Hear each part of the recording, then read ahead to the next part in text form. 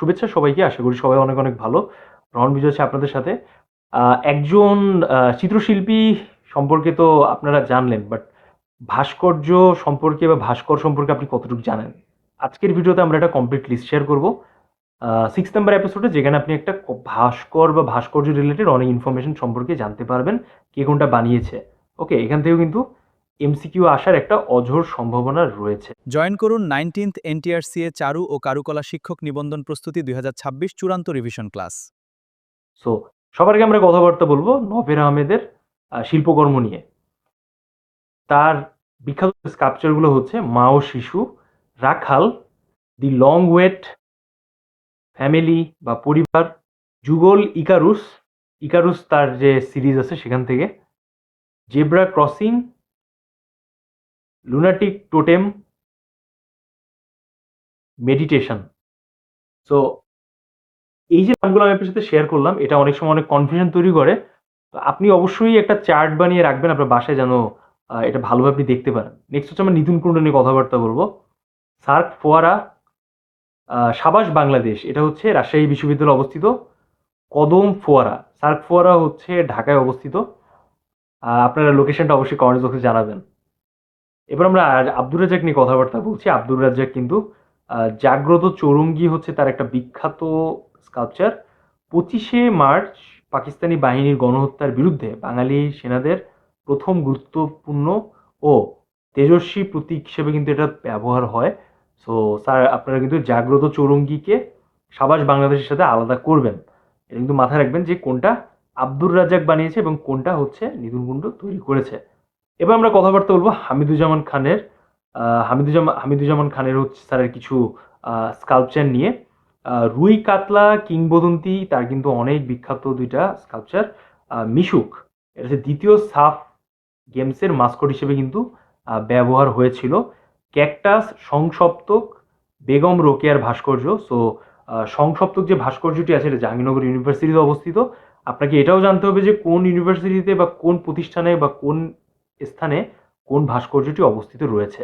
আপনারা এই যে আমি আর্টিস্টদের নাম বললাম, তাদের উপর কিন্তু আমার কমপ্লিট একটা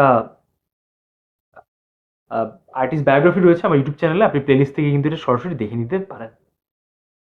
এরপর আমরা রাশিয়ার ভাস্কর্য নিয়ে কথা বলতে পারবো। স্বাধীনতার ডাক, হাস্য উজ্জ্বল বঙ্গবন্ধু, যদিও এটা লেস ইম্পর্টেন্ট। মিনাল হকের ভাস্কর্য রয়েছে। অগ্র, প্রত্যাশা, বর্ষা রানী, বলাকা, বাংলাদেশ। বলাকা হচ্ছে বাংলাদেশ বিমানের প্রতীক। চির দুর্জয়, তৃপ্ত শপথ, 2018-তে উনি এটা করেছেন। সুলতানুল ইসলাম নামে একজন ভাস্কর্য রয়েছেন, তিনি হচ্ছে দুরন্ত ভাস্কর্য। বাংলায় নিষ্পাপ দুরন্ত শিশুর প্রতীক হিসেবে এটা ব্যবহার করা হয়েছে।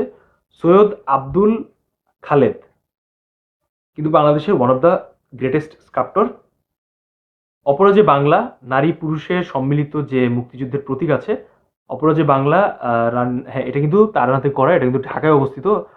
এটা কিন্তু খুবই সিগনিফিকেন্ট একটা স্কাল্পচার, কারণ এখানে যে ফিগারেটিভ ওয়ার্কগুলো আছে, এটা কিন্তু খুবই একটা ভালো ইমপ্রেশন ক্রিয়েট করে।